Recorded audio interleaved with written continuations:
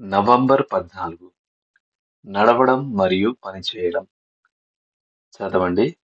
కొలస్సీలకు రాసిన పత్రిక మొదటి అధ్యాయము 10వ వచనం.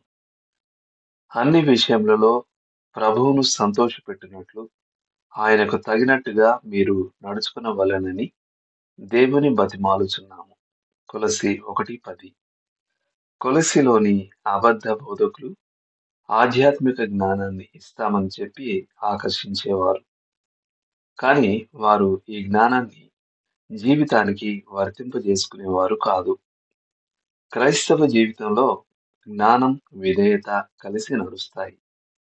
నేర్చుకోవడానికి, జీవించడానికి మధ్య ఎడబాటేమీ లేదు. పౌలు ఏ జ్ఞానం కోసం ప్రార్థించాడో ఆ జ్ఞానం లోతైన ఆధ్యాత్మిక సత్యాలను గూర్చిన మేధోపర జ్ఞానం మాత్రమే కాదు. నిజమైన ఆధ్యాత్మిక జ్ఞానం దైనందిన జీవితంపై ప్రభావం చూపి తీరాలి. జ్ఞానం మరియు వ్యావహారిక తెలివి కలిసి సాగాలి.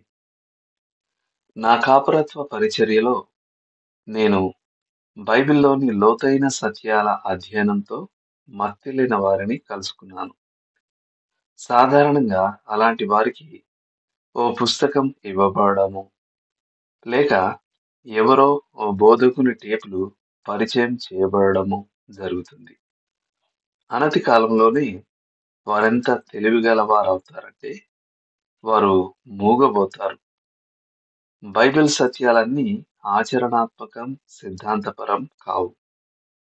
మనం జ్ఞానంలో ఎదుగుతున్నట్లయితే మనం కృపలో కూడా ఎదుగుతూ ఉండాలి.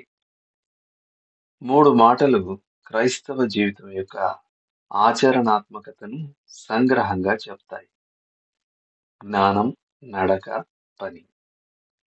ఈ వరుస క్రమం ప్రాముఖ్యమైనది. మొదట జ్ఞానం, తర్వాత నడక, తర్వాత పని. మనం ఆయనతో నడుస్తూ ఉంటే తప్ప మనం దేవుని కోసం పని చేయలేం. కానీ మనకు ఆయన చిత్తం తెలియకపోతే మనం ఆయనతో నడవలేం. ఒకవేళ మనం అనుదినం వాక్యము, ప్రార్థనలో సమయం గడిపితే మనకు దేవుని చిత్తం తెలుస్తుంది మరియు మనం ఆయనతో నడవగలం. ఆయన కొరకు పని చేయగలం. లోతుగా ఆలోచించాల్సిన విషయం. దేవునితో మీ నడకను మెరుగుపరుచుకోవడానికి మీరేం చేస్తున్నారు? దేవుడు మిమ్మును దీవించును గాక. ఆమేన్.